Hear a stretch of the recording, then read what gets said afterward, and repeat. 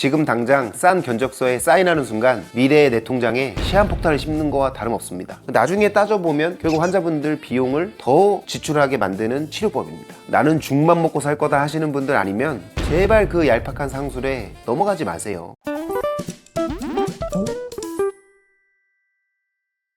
요즘 인터넷 보니까 네. 임플란트 4개면 끝 이런 거 많더라고요. 많죠. 근데 가격도 훨씬 싸고 수술도 간단하다는데 네네. 이게 정말 가능한 건가요? 피디님, 4개만 심어서 전체 치아를 만든다. 싸고 좋죠. 당장은요. 근데 그거 나중에 문제 생겨서 입안 싹 다 뜯어내고 피눈물 흘리면서 오시는 분들 제가 한두 명 본 줄 아세요? 오늘 그 가성비의 끔찍한 진실 가감없이 다 까발려 드리겠습니다.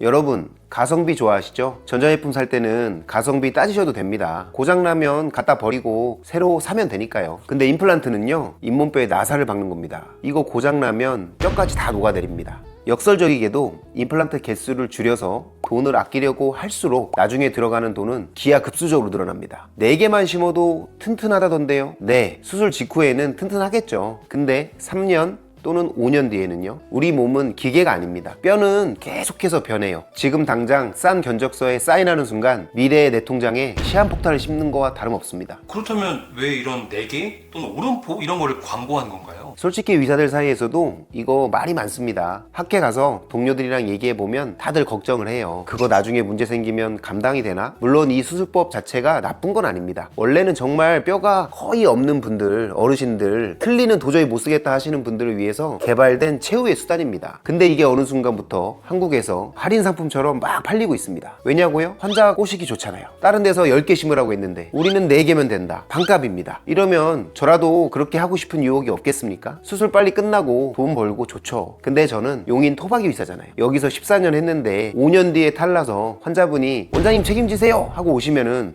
저는 쪽팔려서 얼굴 못 들고 다닙니다. 그래서 저는 안 하는 겁니다. 이게 왜 위험한지 초등학생도 알기 쉽게 설명드릴게요. 자, 여기 4명이 앉을 수 있는 의자가 있다고 생각합시다. 다리가 4개인 의자랑 다리가 8개인 의자, 뭐가 더 튼튼할까요? 다리가 4개인 의자는요, 다리 하나만 삐끗하면 의자 전체가 왕창 무너집니다. 균형이 깨지니까요. 임플란트도 똑같습니다. 4개를 심어서 전체 치아를 말발굽처럼 연결을 해놨는데 그중 임플란트 나사 하나에 염증이 생겼다? 빠졌다? 그럼 나머지 3개가 버틸 수 있을까요? 못 버팁니다. 도미노처럼 무너지게 되어 있습니다. 그럼 어떻게 해야 되나? 입안에 있는 보철물을 다 뜯어내고 처음부터 다시 수술해야 됩니다. 반면에 필요한 만큼, 예를 들어 8개를 심었다고 칩시다. 그 중에 하나가 탈이 나도 나머지 7개가 버틸 수 있습니다. 그리고 보철을 나눠서 연결을 해드리면 그 부위만 수리를 하시면 되는 겁니다. 근데 오론포 방식처럼 4개의 전체를 연결을 해놓으면 모든 걸 다 다시 해야 되는 그런 상황이 됩니다. 나중에 따져보면 결국 환자분들 비용을 더 지출하게 만드는 치료법입니다. 제 영상 보시면서 그래도 우리 삼촌은 4개 심고 잘 쓰시던데 하시는 분들 계시죠? 그런 분들은 아셔야 하는 게 이 오론포가 원래는 서양에서 먼저 유행한 치료 방법입니다. 서양 사람들은 수프를 즐겨 먹고 빵을 즐겨 먹습니다. 근데 우리 한국인들은 어떻죠? 깍두기 씹고 질긴 삼겹살 먹고 오돌뼈 씹으시고 마른 오징어 뜯어야 직성이 풀리는 민족입니다. 그렇게 엄청난 걸 씹는 거를 저장력을 고작 나사 4개가 버틴다고요? 그것도 10년, 20년을? 그거는 욕심을 넘어서 도박입니다. 뼈가 아무리 튼튼한 천하장사라도 물리적으로 불가능해요. 나는 죽만 먹고 살 거다 하시는 분들 아니면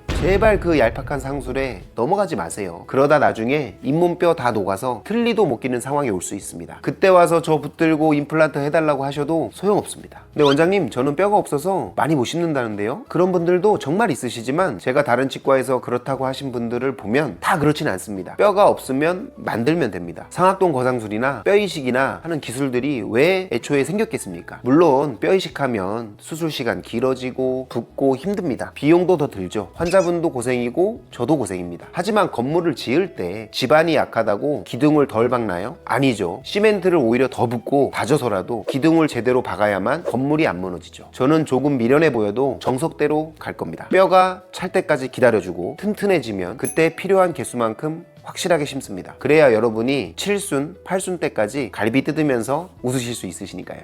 자, 마지막으로 중요한 팁 하나 드리겠습니다. 임플란트 많이 심는다고 끝이 아닙니다. 임플란트는 신경이 없어서 썩지는 않지만 대신 임플란트 주위염이라는 게 생길 수 있습니다. 이게 임플란트 심는 것보다 더 무서운 겁니다. 특히 전체 임플란트 하신 분들, 워터픽과 치실은 선택이 아니라 필수입니다. 구조상 잇몸이랑 보철 사이에 음식물이 낄 수밖에 없습니다. 이걸 칫솔로 절대 안 빠집니다. 워터픽이나 치간 칫솔, 치실로 매일매일 관리 안 해주시면 2천만 원어치 심어도 3년 못 가는 분도 계십니다. 오늘 제가 좀 세게 말씀드려서 충격받으신 분들이 계실 수 있지만 14년 동안 한 자리를 지키면서 대를 이어 찾아오시는 환자분들 볼 때마다 느낍니다. 진심은 결국 통한다. 당장 달콤한 저렴한 견적보다는 평생을 탈 없이 쓸 수 있는 튼튼한 설계를 해드리는 게 제 의무라고 생각합니다. 치과 고민되시면 그냥 편하게 오셔서 물어보세요. 제가 무조건 하라고는 안 합니다. 제 가족한테 할 수 있는 치료인지 딱 그것만 보고 말씀을 드리겠습니다. 지금까지 용인에서 임플란트 심어주는 남자 김재현 원장이었습니다. 감사합니다.